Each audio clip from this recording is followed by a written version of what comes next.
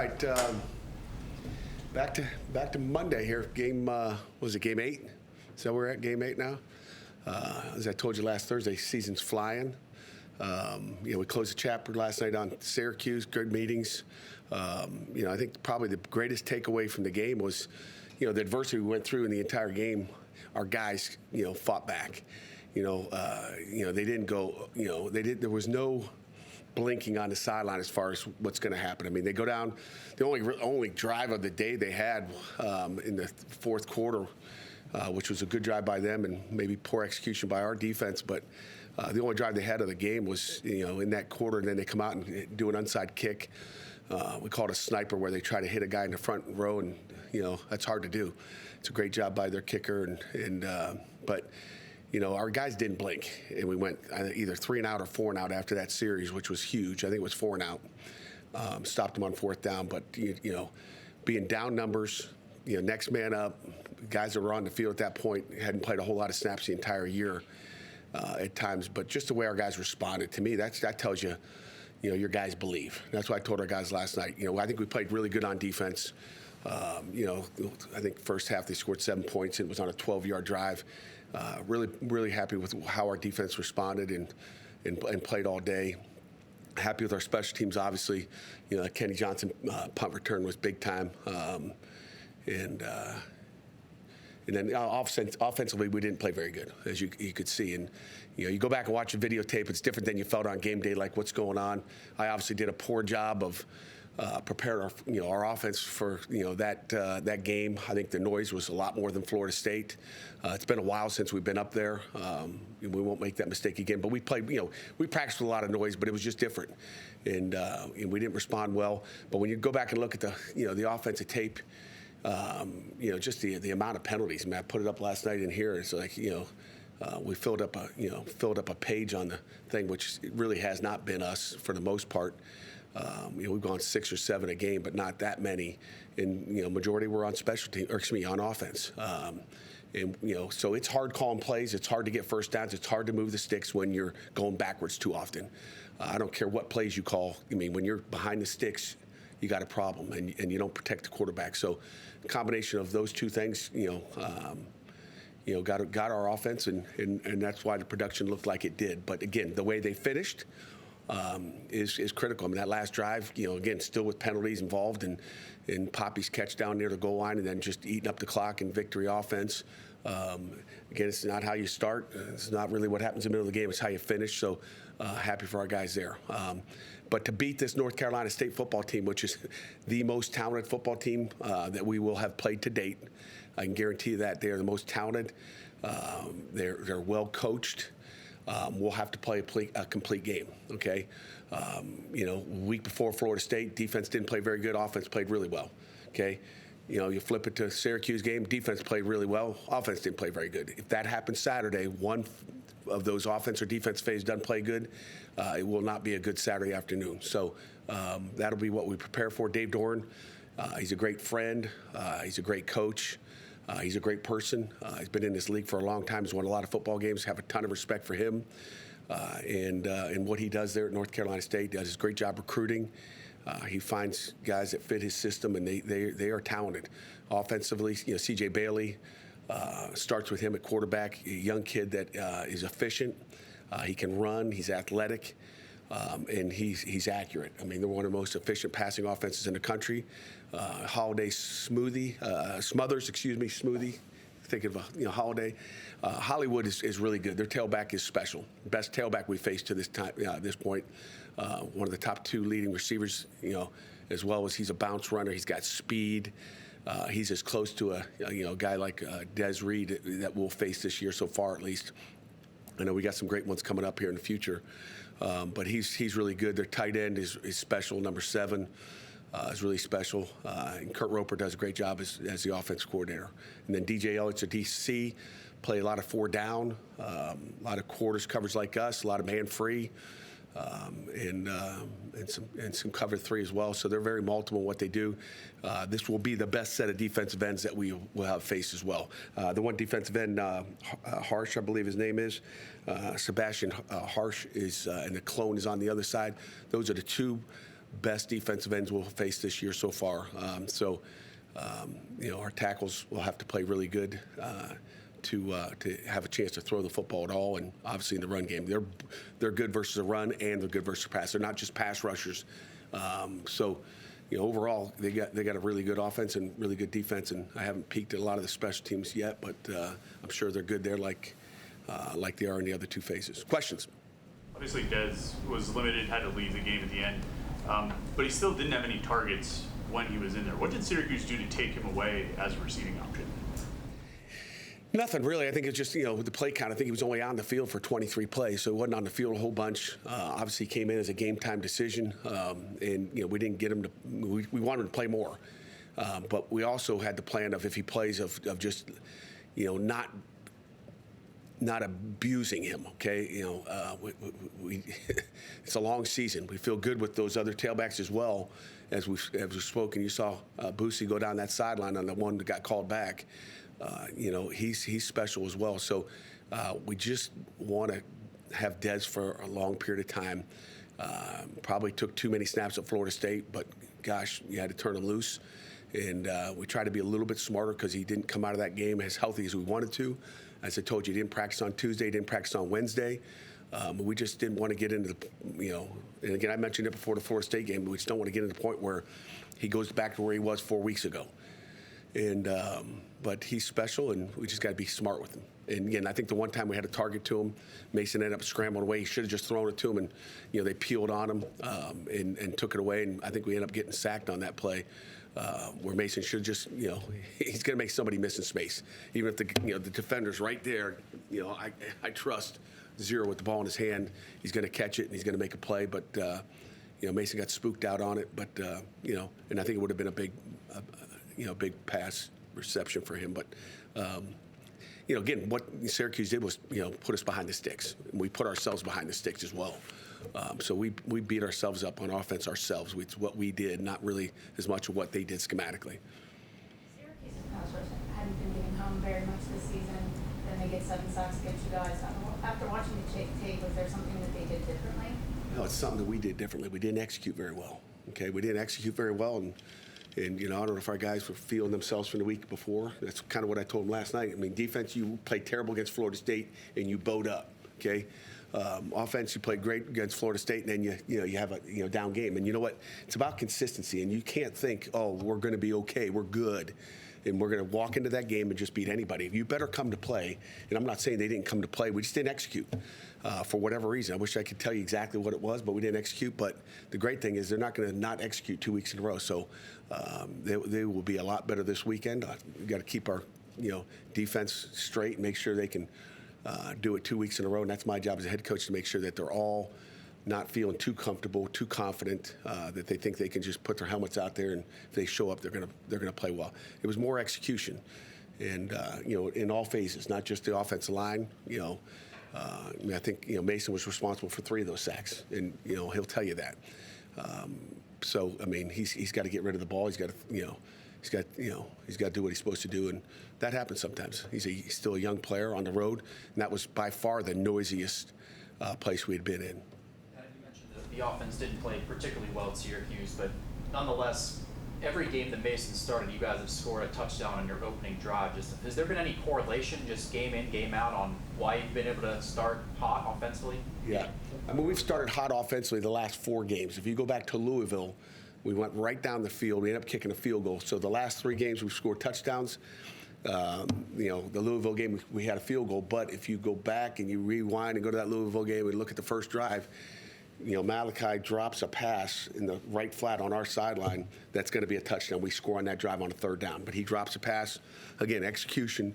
To me, we should have scored 4 touchdowns in the last 4 weeks. So our offense has started fast. I mean, and again, obviously, it was a 37-yarder this week after a great interception by our corner, Taman.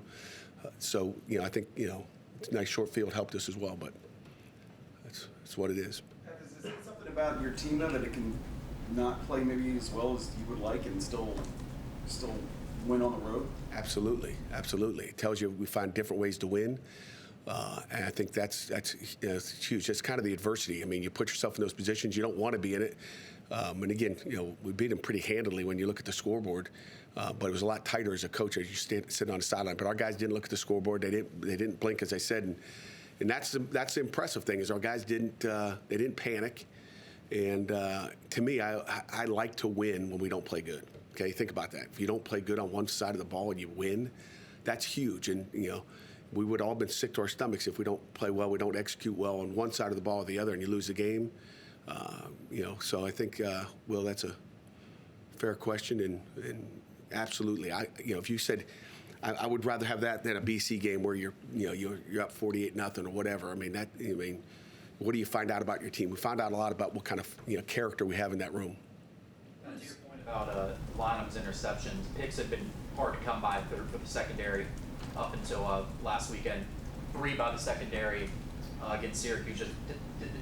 Did the corners and safeties do anything different just to put themselves in a better position to get takeaways? Or what you Yeah, it's a little bit of both. A little bit of the quarterback, a little bit of what we did, but with some of the different changes in coverage, whatever. Every week we have a different kind of. And again, Coach Sanders, Coach Collins, Coach Bates obviously do a great job just scheming you up and making sure that we're in the right coverages and those guys make plays. And again, sometimes they come in droves. Our linebackers have been the guys catching the ball and it's just a matter of time. Tamon, Kavir, and then obviously Cruz would have liked to scored on one of those returns. Kavir had the best chance of scoring. If Cruz stays down the sideline, I think he's got a chance because that's where our blockers are. It's where they're taught to go. But sometimes, sometimes you're lucky, sometimes you're not. And I'm just glad they caught the ball. What has Nick Lappy done over the course of his career so that you guys trust him kind of implicitly going in for an LA machine? Yeah, Nick Lappy's, we had a lot of faith in Nick that he can go out there and execute it. He's just gotten better. He's developed throughout the years. There was times, he was up and down. He'd have a great play, and then it's like, Nick, what are you doing? But he's a kid that came here as a walk-on under a scholarship, and I'm excited for Nick and how he performed that day. I know his mom was. I don't know if I told you after the game. I told his mom probably Friday night that he was starting. Nick didn't say a word to his mother. I said, don't tell him. I think he doesn't really want to let you know because she's probably his harshest critic, which is awesome. But he wanted to say, he goes, I'll surprise her at game time. So I had to let her know so she'd get excited. What did you? Oh, go ahead. He doesn't know that either. He'll probably find out today. What did you see in Cameron Lindsay and his ability to, kind of last minute have to go in for Kyle Lewis? Yeah, well, it's never last minute, right? He prepares every game like he's going to be the starter. I'd like to, his most significant reps he's had in a game. We know we got a lot of faith in Cam. And then when you get those opportunities and play like you did, again, I thought he started off really good, and I thought he got a little tired and maybe mentally exhausted. I don't know, but that comes from experience. So he will be better for it, and he played well. To those two guys, you've had to go into your depth at linebacker and defensive line. How do you feel overall that some of those guys performed? Or that your depth has shown out here over there? Depth has shown up. Now we'll see if it shows up this week, right? I think the better team you play, the better. We'll find out if it shows up this week. But hopefully we get a little bit healthier. But who knows? You got a week of practice to go. But it shows that our guys come out and execute. Our coaches have done a great job putting them in position to execute. It tells you, our guys that they understand our defense and.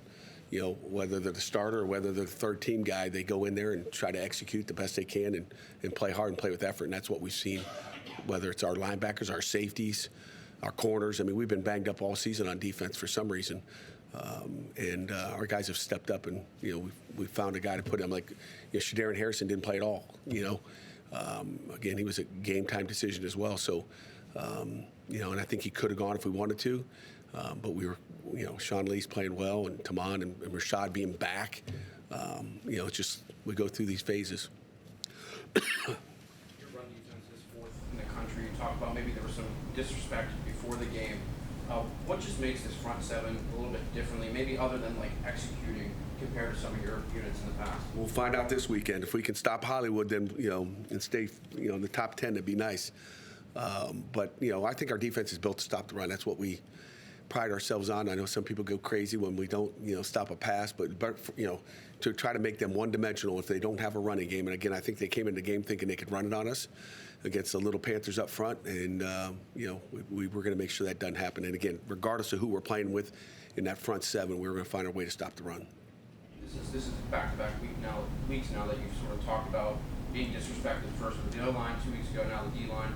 How's that been sort of motivating you guys, as the season has gone along?